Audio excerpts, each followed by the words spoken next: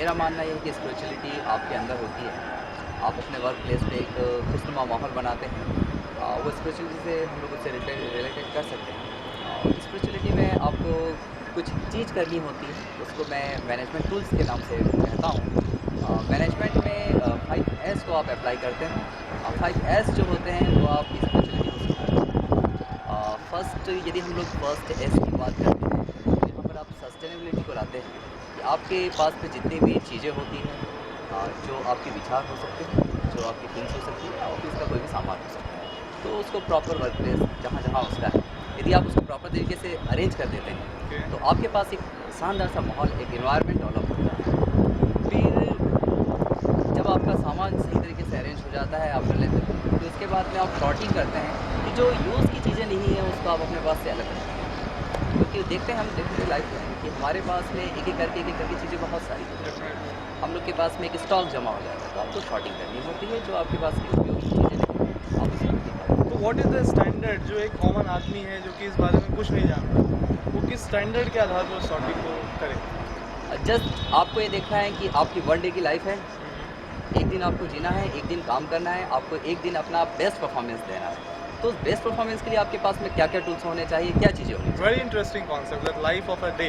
So I think if we can say in other words, तो इसको हम ऐसे कह सकते हैं कि what is my prime area of concern today और eternal now is the first thing, and what are the other like हाँ, इसके बाद में जब हम लोग शॉर्टिंग कर देते हैं, सस्टेनेबिलिटी हमारे पास में हो गई है, देन हम लोग स्टैंडर्डाइजेशन करते हैं चीज़ों की कि ठीक है, हमने शॉर्टिंग कर दी है, प्रॉपर अरेंजमेंट हो चुका है, स्टैंडर्ड आना चाहिए आपके पास में कि जो भी चीज़ें हैं वो स्टैंडर्ड तरीके से होनी चाहिए। उसके लिए एक परफॉर्मा होता है, आप एक स्टैंडर्ड सेट करते हैं अपनी चीज़ों का या काम करने के तरीके का। आपके पास में 8 घंटे का जॉब है, तो 8 घंटे में आप क्या-क्या करना चाहोगे, तो उसमें एक स्टैंडर्डाइज़ वे होना चाहिए।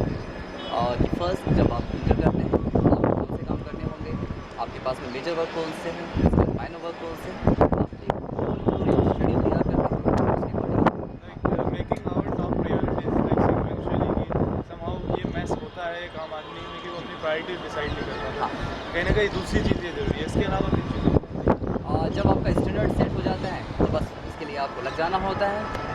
आप इसके बाद में हम लोग क्लियरिटी पे ध्यान देते हैं कि जो भी आपने स्टैंडर्ड सेट किया है क्लियर तरीके से होना चाहिए, उसमें कोई भी चीज़ इधर उधर की नहीं आनी चाहिए, प्रॉपर वे में हो, प्रॉपर उसके लिए टेक्निक्स हो, प्रॉपर उसके लिए टूल्स हो। यदि आप इसको अपनाते हैं तो डेफिनेटली आपका जो काम है वो स्टैंडर्ड तरीके से होगा। एक चीज़ और है कि जैसे जब हम इसमें बेसिकली हम लोग शुरू करते हैं कि वर्क फ्लेक्सिबिलिटी इस तरीके से हम समझ सकते हैं, और लेकिन उसमें एक चीज़ और है कि अक्सर जो आप मैनेजमेंट फील्ड में देखें तो वहाँ पर एक जो आज की डेट में कॉन्सेप्ट आया कॉर्पोरेट ट्रेनर्स का, तो वहाँ पे क्या होता है कि एवरीवन इज एक्सपेक्टिंग कि कोई आएगा, वो उन्हें बताएगा, वो उन्हें वॉच करेगा। और मैनेजमेंट पढ़ते हुए मुझे भी काफ़ी अच्छा लगा कि उसमें इतने टूल्स हैं जो कि मतलब क्वांटिफाई करते हैं चीज़ों को, लेकिन फिर भी अगर एक इंसान को कुछ चेंज लाना है अपने अंदर, तो उसकी शुरुआत कहाँ से होती है?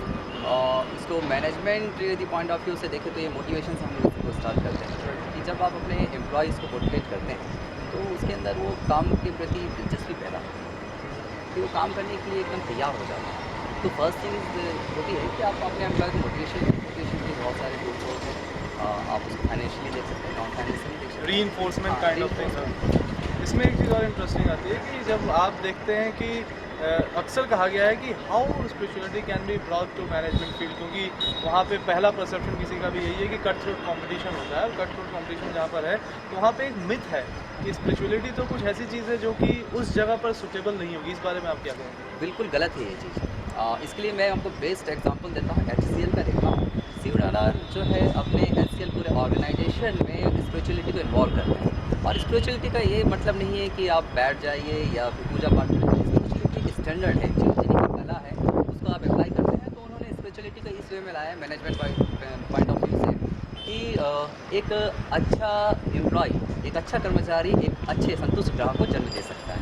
तो हम इसे कह सकते हैं कि स्पिरिचुअलिटी है जब आप अपने एम्प्लॉयज़ का ध्यान रखते हो। यदि आपका एम्प्लॉय ठीक है तो वो उसका काम को स्टैंडर्ड तरीके से करेगा, आपका प्रोडक्शन अच्छा होगा, दैन उसके बाद में जो आपका कस्टमर है वो पूरा सेटिस्फाइड। एक चीज़, लेकिन इसमें वही जो पॉइंट बीच में छूट रहा है हमारा, वो मैं यही कह रहा हूँ कि स्पिरिचुअलिटी एक वर्क प्लेस की हम बात कर रहे हैं, लेकिन मान लीजिए कि कुछ नंबर ऑफ एम्प्लॉयज़ हैं, someone is opting for it तो कहीं ना कहीं स्पिरिचुअलिटी को जब हम ऑप्ट करते हैं तो definitely we are not talking about the spiritual practices and all, we are talking about कि हमारा थॉट प्यूरिफाइड हो, हम अच्छे तरीके से काम करें, एक्सीलेंस को हम फोकस करें, लेकिन उसमें भी कहीं ना कहीं कुछ ह्यूमैनिटी के कुछ जो गुण होते हैं कि हमें दूसरे के साथ मिल करके काम करना, कुछ अपने अंदर से कुछ पॉजिटिविटी को हमेशा जनरेट करना, सत्य बोलना, मतलब कुछ ऐसी चीज़ें हैं।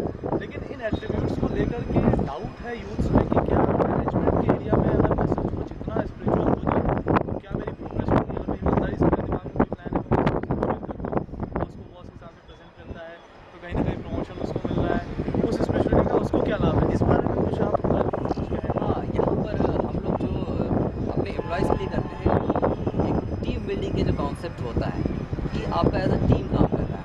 स्पिरिचुअलिटी ये नहीं कहती है कि आप अपने आइडियाज़ को किसी को दे दो। स्पिरिचुअलिटी ये कहती है कि आप टीम में आइडियाज़ को कलेक्ट करो और उस आइडियाज़ पे इम्प्लीमेंट करो। लेकिन वो फिर idea- भी कहीं ना कहीं अगर हम देखें तो जो अच्छे गुण होते हैं इंसान के, जैसे कहते हैं कि स्पिरिचुअलिटी में जहाँ तक मेरे को थोड़ी बहुत जानकारी है कि ट्रांसपेरेंसी एक बहुत इंपॉर्टेंट चीज़ होती है कि कहीं ना कहीं यू आर ट्रांसपेरेंट आपके मन वचन कर्म से, आप कहीं ना कहीं अपने आप को, but if you talk about the field of management और कॉर्पोरेट, वहाँ पे विदाउट डूइंग मैथमेटिक्स प्रोबेबली अपनी ग्रोथ तो क्वेश्चन मार्क है। तो इस बारे में कुछ आप एक पंच बोलें और उसके बाद हम लोग आगे चलेंगे। इसमें सिर्फ यही है कि आप अपने आप को देखें। स्पिरिचुअलिटी यही कहती है कि यदि आप सच तरीके से चल रहे हैं, अच्छे से कर रहे हैं, आप अपने कर्म पे विश्वास करते हैं तो डेफिनेटली आपकी ही जीत होगी। So definitely it is all about competing yourself by yourself only without looking at different peoples or the world or doing reactions करना ये थोड़ा सा अजीब चीज़ है, हमें actions पे focus करना पड़ेगा and this is something which is very brief about workplace spirituality. Thank you Ashish.